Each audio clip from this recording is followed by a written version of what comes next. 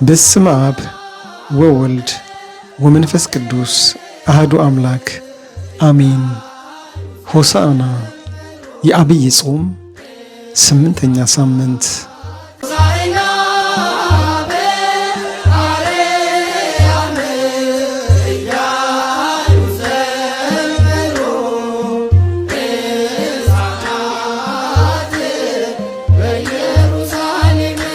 ሆሳዕና በአርያም።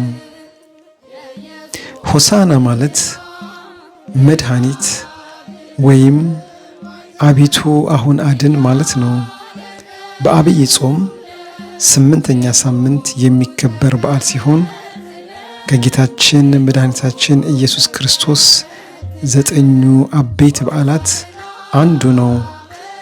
ከ8ቱ የዐቢይ ጾም እሁዶች አንዱና የመጨረሻው ሳምንት ከትንሣኤ ቀድሞ የሚገኝ የሕማማት መግቢያ ዋዜማ ነው። አንቺ የጽዮን ልጅ ሆይ እጅግ ደስ ይበልሽ፣ አንቺ የኢየሩሳሌም ልጅ ሆይ እልል በይ።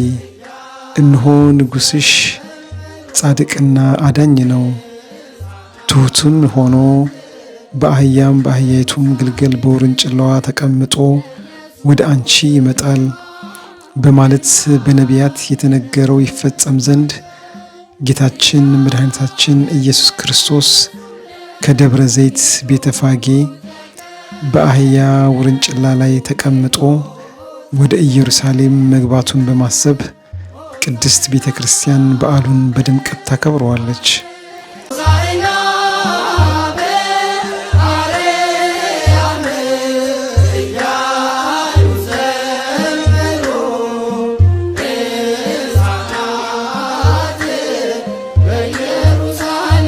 በወንጌሉም ጌታችን መድኃኒታችን ኢየሱስ ክርስቶስ ወደ ኢየሩሳሌም ደብረ ዘይት ቤተፋጌ በደረሰ ጊዜ ትንቢቱ ይፈጸም ዘንድ 2ቱን ደቀ መዛሙርት ጠርቶ በፊታችሁ ወዳለችው መንደር ሂዱ፣ ያን ጊዜም የታሰረች አህያ ከውርንጭላዋ ጋር ታገኟታላችሁ፣ ፍቱና አምጡልኝ አላቸው።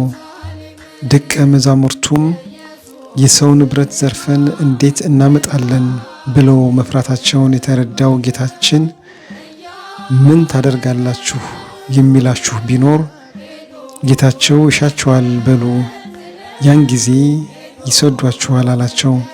ደቀ መዛሙርቱም ሂደው ጌታችን ኢየሱስ ክርስቶስ እንዳዘዛቸው አደረጉ።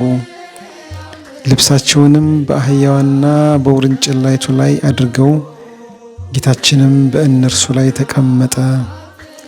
ሕዝቡም ልብሳቸውን በመንገድ ላይ አነጠፉለት። ዘንባባ እና የዛፎችንም ጫፍ ጫፍ እየቆረጡ ሆሳዕና ለዳዊት ልጅ በእግዚአብሔር ስም የሚመጣ ብሩክ ነው፣ ሆሳዕና በአርያም እያሉ ይጮኹ ነበር።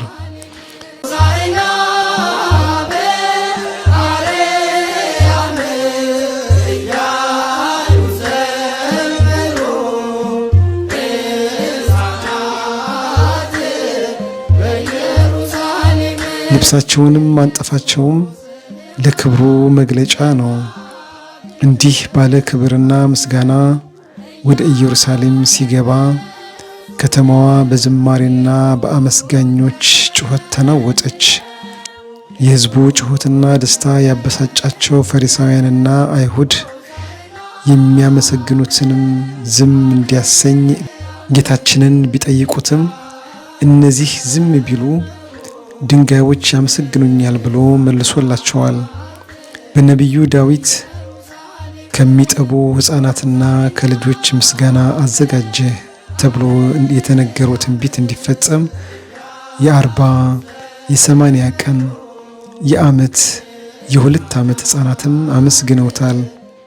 አዋቂዎችም ሕፃናትም ሆሳዕና በአርያም እያሉ ማመስገናቸው መድኃኒት መባል ለአንተ ይገባሃል ማለታቸው ነው። በበዓለ ሆሳዕና ከሚነሳው ታሪክ ውስጥ የአህያዋና የውርንጭላዋ ጉዳይ ነው።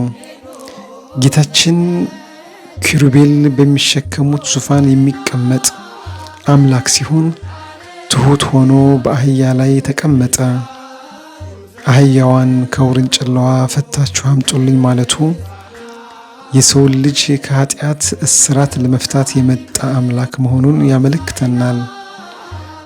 ደቀ መዛሙርቱም አህዮቹን ፈተው ማምጣታቸው ስልጣነ ክህነታቸውን ያመለክታል። በምድር የፈታችሁት በሰማይ የተፈታ ይሁን እንዲል በአህያ ላይ ልብሳቸውን ማንጠፋቸው የምትመች የማትቆረቁር የወንጌል ሕግ ሰጠህን ሲሉ ነው። በአህያ የተቀመጠ ሰው በፈረስ እንደተቀመጠ ሰው ፈጥኖ አያመልጥም። ጌታችን ኢየሱስ ክርስቶስም ከፈለጉኝ አያጡኝም ሲል በአህያ ተቀምጧል። ከግለሰብ ደጅ የተፈታችን አህያ ጌታዋ ይፈልጋታል ብሎ ያስፈታት በፈጣሪነቱም ወይንም ስለፈጠራት ገንዘቡ ስለሆነች ነው። አህያን ያልናቀ አምላክ እኛም ከኃጢአት ርቀን ብንፈልገውም ማደሪያዎቹ ሊያደርገን ፈቃዱ ነው።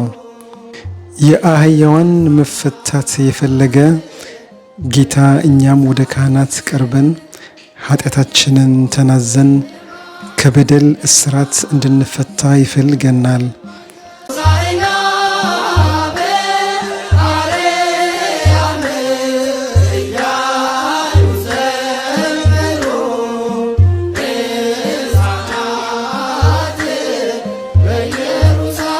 ሆሳዕና ከረቡዕ ጀምሮ የሚታሰብ ታላቅ የቤተ ክርስቲያን የበዓል ቀን እንደሆነ ይታወቃል።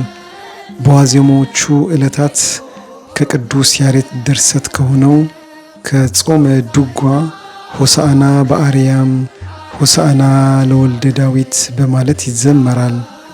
ጌታችን መድኃኒታችን ኢየሱስ ክርስቶስ ወደ ቤተ መቅደስ ሲገባ ሕዝቡ ዘንባባ ይዘው ብሩክ ዘይመጽእ በስመ እግዚአብሔር፣ በእግዚአብሔር ስም የሚመጣ የተባረከ ነው በማለት ስለተቀበሉት ይህንን በማሰብ ቤተ ክርስቲያናችን ዘንባባ ለሕዝበ ክርስቲያን ታድላለች።